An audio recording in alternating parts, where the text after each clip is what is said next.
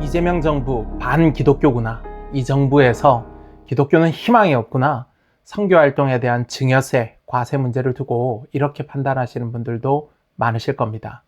그런데 저는 조금 더 다른 각도에서, 다른 방면에서 생각해 볼 부분이 많다고 여러분들께 지금부터 말씀드리려고 합니다.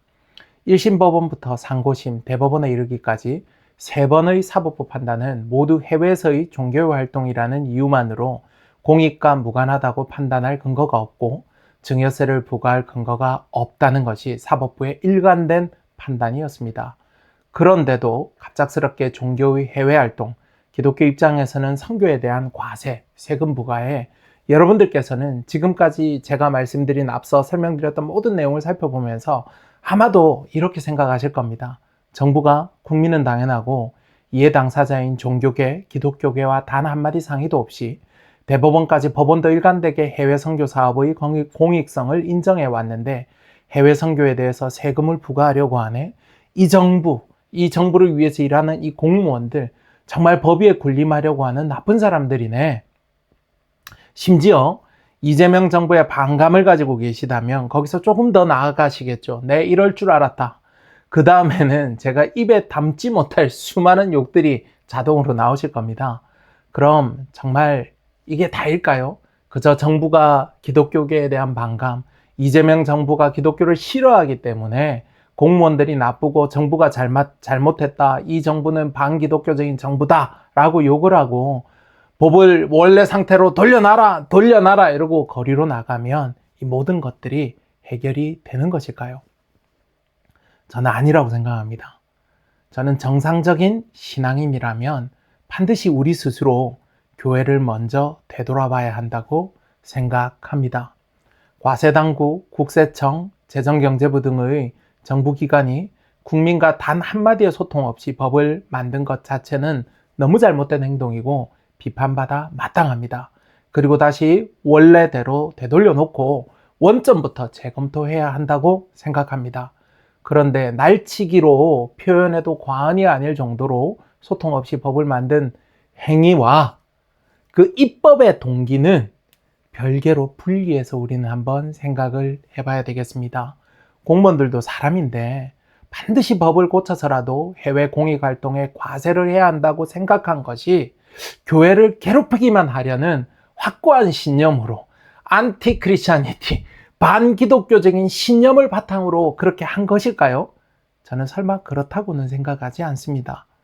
법 개정이 잘못된 결과 별개로 이 법 개정을 한 공무원들의 이 동인, 원인이 무엇일지는 반드시 별도로 떼어놓고 우리는 생각을 해봐야 되겠습니다. 최근 기독교 대한감리회 소속의 한 교회가 담임 목사의 20억 원대 횡령 혐의로 수사를 받으면서 교회 세습과 재정 문제로 세상의 손가락질을 받고 있습니다. 마산 창원 지역에서 신도수 1,000명이 넘는 큰 규모의 대형 교회인데요. 담임 목사는 장인으로부터 교회를 세습받은 케이스입니다. 동남아 한 국가의 선교시설을 위한 부지 구입을 명목으로 약 14억 원대 자금을 지출을 했습니다. 그리고 자녀 유학비와 자녀 대안학교 학비, 자녀 유학을 위한 항공료 등으로 학자금과 관련해서 부대 비용으로 약 3년간 최소 4억 원에 이르는 현금을 사용한 혐의도 받고 있습니다. 이외에도 각종 비용과 이유 모를 교회 통장의 해지, 등 최대 27억 원의 교회 재정을 마음대로 사용한 그 혐의를 받고 수사가 진행 중에 있습니다. 교회 내 재정을 감독하는 위원 자체가 목사의 측근으로 구성된 것으로 알려져 있고, 수년간의 재정에 대한 의심에 의해 교회 비상대책위원회의 특별감사를 통해 밝혀진 규모가 약 27억 원에 이르는 것입니다. 2024년 5월 특별감사에서 2021년부터 2023년까지 겨우 딱 3년치의 이 장부를 확인한 결과가 이 정도라고 합니다. 한 20년치 장부를 털었으면 무슨 일이 어떻게 나왔을지 정말 끔찍하지 않을까요? 이 담임 목사에게 정당한 지출의 증빙을 요구하는 건 당연하지 않습니까? 지출 증빙을 요구를 했고, 지출의 증빙이 이루어지지 않았습니다. 이 지출 증빙이 이루어지지 않자 교회 비상대책위원회 측 성도들로부터 형사 고발이 이루어졌습니다. 2026년 현재까지 아직도 수사가 진행되고 있는데요. 지역의 유력 교회라는 이유로 수사에 난항을 겪고 있는 것으로 알려져 있습니다.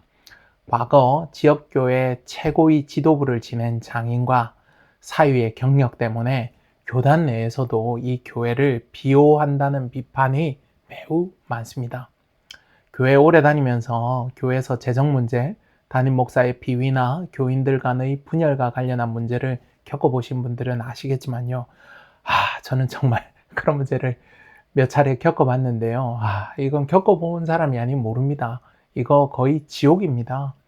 교회는 그 누구의 것도 아니고, 특히 교회 재산은 목사의 것도 장로들의 것도 아닌 교회 구성원 모두의 것이지 않습니까? 교회가 분쟁이 있다고 더러워서 내가 나간다 하기가 이게 쉽지가 않은 게요. 나가면 그냥 공짜로 나쁜 사람들에게 교회 재산을 다 주게 되는 것이지 않습니까?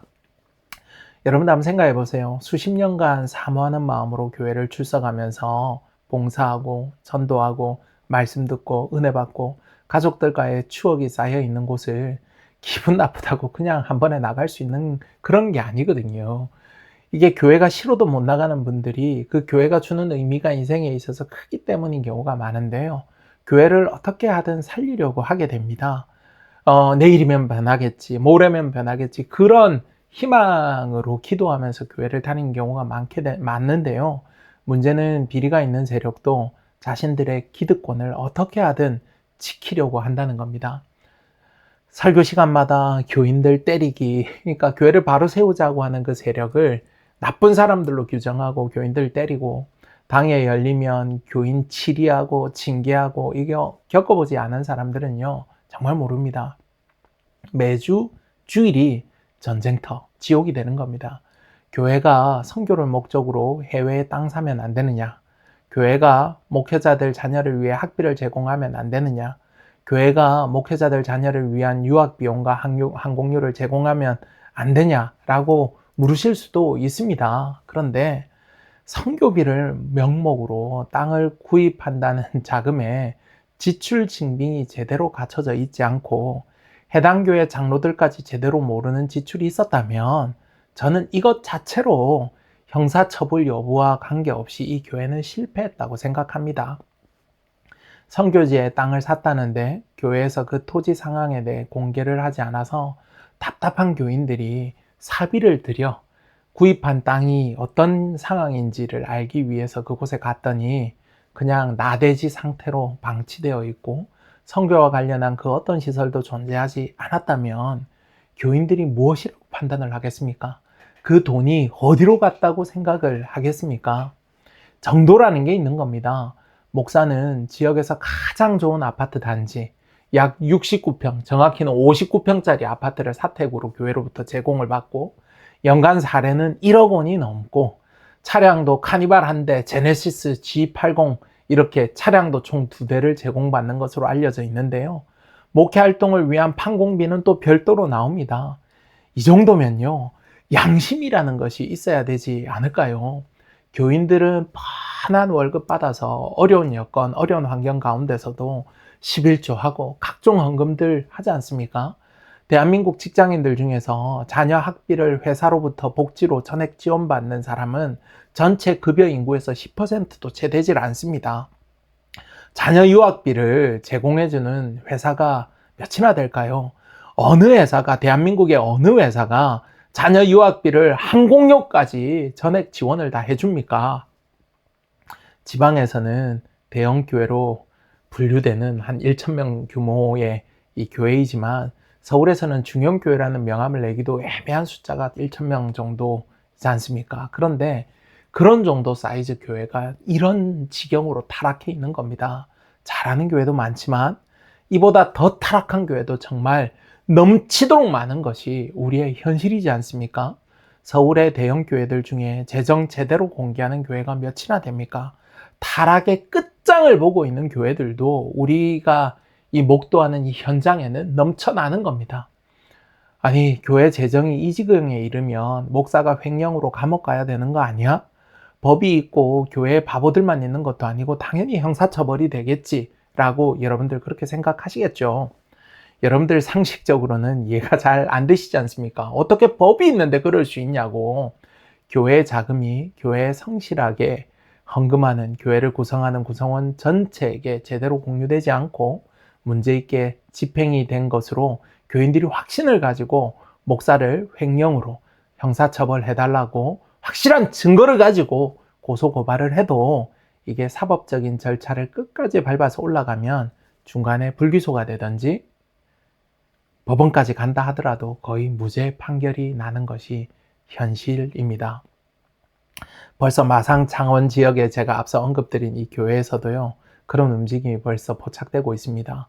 선교비로 해외에 보낸 자금에 대해서는 경찰에서 이미 무혐의로 판단하는 기류가 보이는 것 같습니다.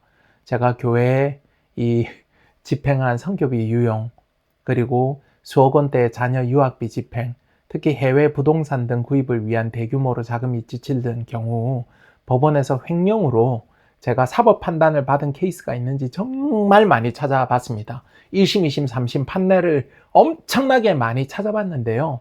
최종 유죄가 확정돼서 감옥까지 가는 그런 케이스를 찾기는요, 정말 어렵습니다. 아니, 거의 무죄가 난다 이렇게 생각하시면 됩니다. 10억 원을 해먹든 20억 원을 해먹든 100억 원을 해먹든 거의 무죄가 난다 이렇게 생각하시면 됩니다. 왜 우리나라에서 재정적으로 타락한 교회들이 멈추지 않느냐? 교인들에 의해서 교회가 제대로 감시되지 않고 사법적 정의도 실현이 되지 않기 때문입니다. 아니, 어떻게 헌금은 절대 다수의 교인들이 하는데 헌금을 하는 교인들 모르게 자금을 마음대로 쓰고도 형사처벌을 전혀 받지 않을 수가 있느냐라고 생각하시겠죠.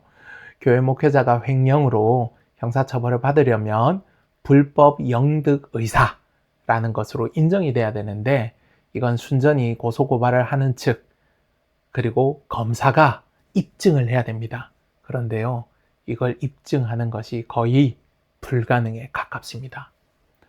횡령죄가 되려고 해도 검사가 단순히 목회자가 예산을 다른 곳에 사용했다라는 이 사실만으로 횡령이 성립하지 않습니다. 돈이 최종적으로 교회의 이익을 위해 사용한 것이 아니라 교회 재산을 자기 또는 제3자의 재산처럼 처분하려는 점을 합리적인 의심 정도 수준이 아니라 증거로서 입증을 해내야 됩니다. 교회 돈 10억 원을 해외 선교센터 건축에 사용했다고 가정하겠습니다. 등기부등본상 등기는 해외 선교법인이고 실제로 교회 행사도 일부 이루어졌다면 설령 내부 절차가 엉망이고 일부 자금이 다른 곳으로 갔을 수 있는 정황이 발견된다 하더라도 교회의 해외 선교를 위해 산 것이다라고 주장을 할 여지가 생긴다면 이게 형사처벌로 이어지기가 쉽지가 않습니다. 해외 고급주택을 선교법인 명의로 구입하고 목회자 가족이 개인적인 목적으로 사용했다 하더라도 선교법인에서 선교센터와 현지 사역을 위해 거주 목적으로 사용했다라고 주장하면 검사가 그리고 고소고발한 측이 이것이 철저히 사적인 목적이었다라고 규명해내지 못하면 사법적 판단이 유보되는 겁니다. 2023년에 여의도 순복음교회 김모 장로라는 분이 조윤기 목사의 부인인 김성애 당시 한 세대 총장 겸 미국 베데스다대 이사장과 베데스다대 전임 총장 2명을 검찰에 고발한 사건이 있었는데요.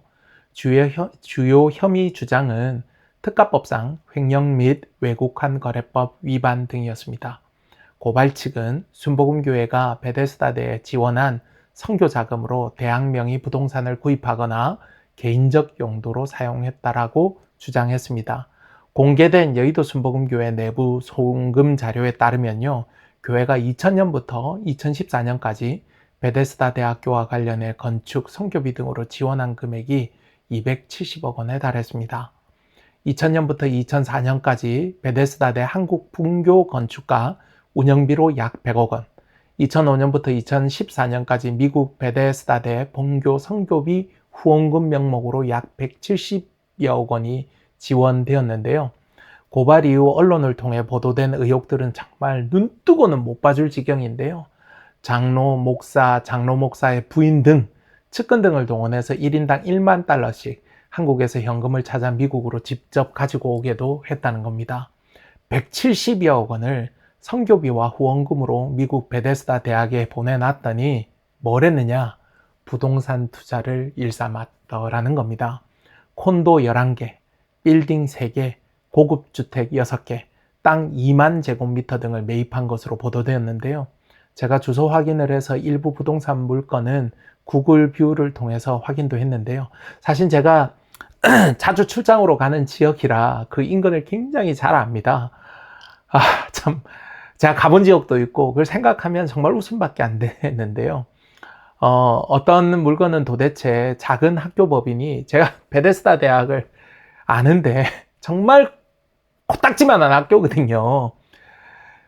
그 학교가 왜 이 빌딩과 콘도와 고급주택을 소유해야 되는지 정말 제 개인적인 판단으로는 이해할 수가 없거든요.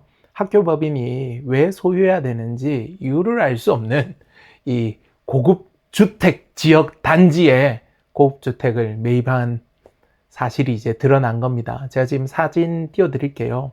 그냥 눈으로만 딱 봐도 엄청 고급 주택 지역이지 않습니까? 요즘은 약간 좀 기운 동네이긴 한데 그래도 아주 좋은 동네입니다.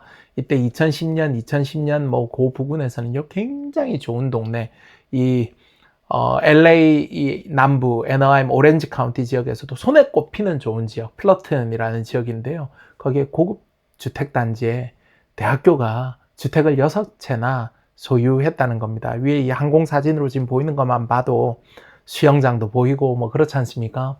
미국 LA 인근 오렌지 카운티 지역을 진짜 제가 자주 갑니다. 정말 잘 아는데 정말 돈 있는 아닌들, 현지 미국인들이 살기를 원하는 정말 선호주택 지역입니다. 그런데요, 이 구매 목적은 학교 기숙사라는 것입니다. 이렇게 좋은 주택을 구매해서 학교 기숙사로 사용한다. 이런 해명을 들으면요, 제 머릿속으로는 두 가지 생각이 동시에 듭니다. 그래, 믿어줄게. 하나님은 아신다, 니들. 그런 생각 하나 하고요. 또 한편으로는 이런 생각이 듭니다.